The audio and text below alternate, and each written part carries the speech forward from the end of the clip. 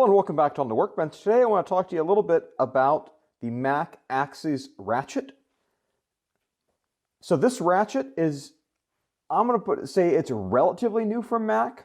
I think this has been out maybe just under 2 years. I've had mine for about a year, and I thought I'd give you a review of this ratchet. I've seen a lot of other channels where they've had representatives from Mac on their channel talking about their products.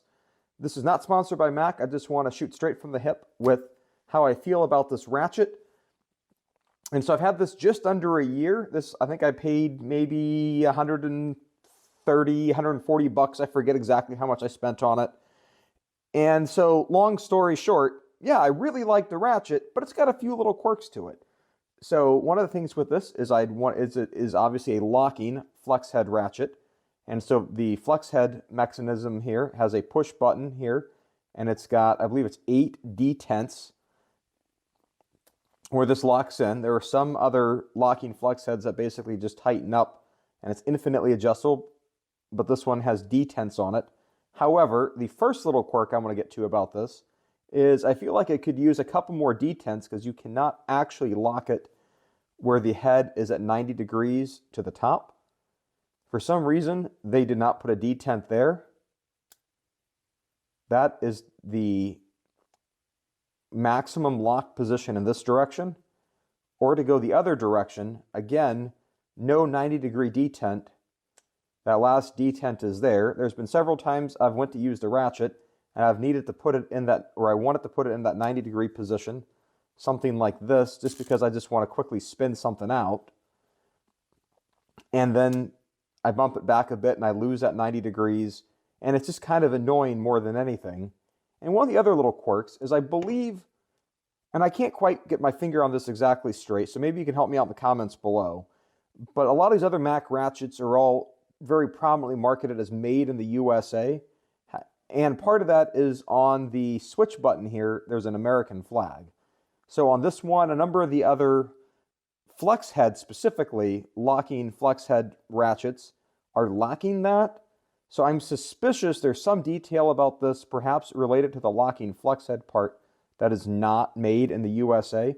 I can't quite put a finger on it exactly if that's the case or not. But, you know, as I've used this, like, I feel like it's had a nice feel to it. It is definitely a little bit louder than other ratchets, but if I ignore the audible size to it, it's actually really nice, and I've really liked the grip. I wasn't sure if I was going to like this or not, or if it was going to be too small in diameter to fit in my hands, but I've actually really liked this Mac Axes grip. It just seems to fit well in my hands. This does not have the knurling at the end that other ratchets have, particularly Snap-on. So if I look at one of my Snap-on ratchets with a similar style comfort grip, and this has a sort of knob at the end, but as you see on this one here that I've worn down, this has got kind of scraped and dinged up from drops and whatever. And that becomes a little bit rough in the hand. And this one not having that large knob, even if this end here does get roughed up here, which so far mine's been holding up fine so far, I don't see that as being quite as obnoxious as this one at the end. And although the Snap-on one is a little bit larger in diameter, and this one's a little bit smaller, that's going to be personal preference for your ratchet handle. That there's a lot of preference issues that go into how you feel about a ratchet. And so when we look at the heads on this ratchet, this head comes in, if I look at a Snap-on dual 80 ratchet here on the left, this one is much quieter.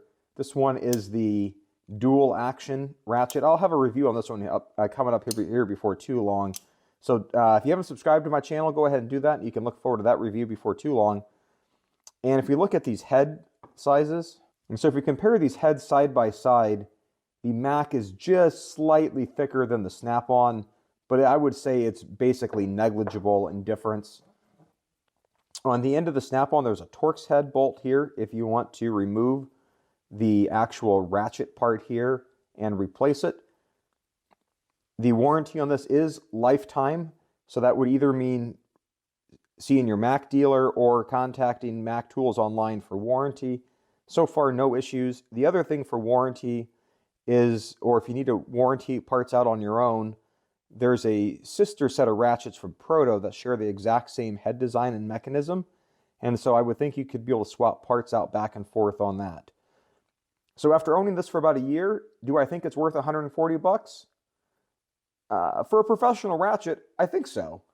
It just feels really comfortable. It's been really nice. It's got a nice weight and the action on it.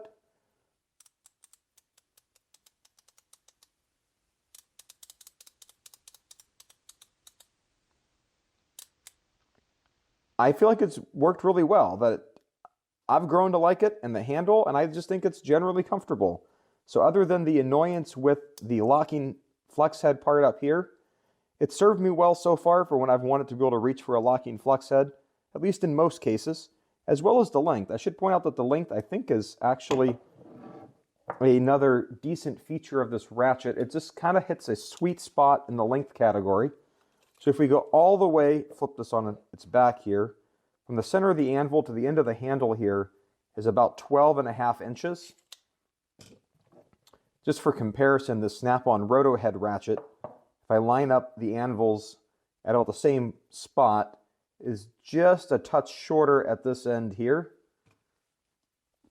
But I would argue it's actually effectively, the effective end is about here, leaving about an inch of extra length that you get with the Mac by comparison to the Snap-on, because this last little stub at the end, at least in my opinion, does not yield an effective end quite as well for being able to get that last oomph out of the ratchet.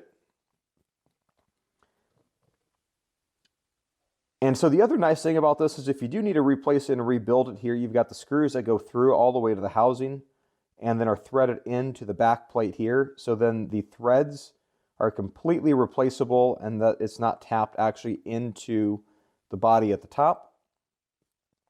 So like I was saying before, do I think this is worth the 140 bucks, give or take, I paid for this? For a professional ratchet, yes, I would have no problem buying it again.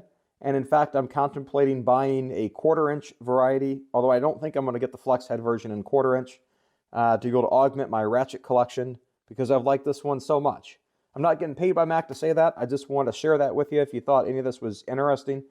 That it's taken me a bit to get over the little quirks there with that. And some of this design here reminds me a fair bit of the Matco ratchet, which I don't have one of those right now, but I've played with a number of the Matco varieties.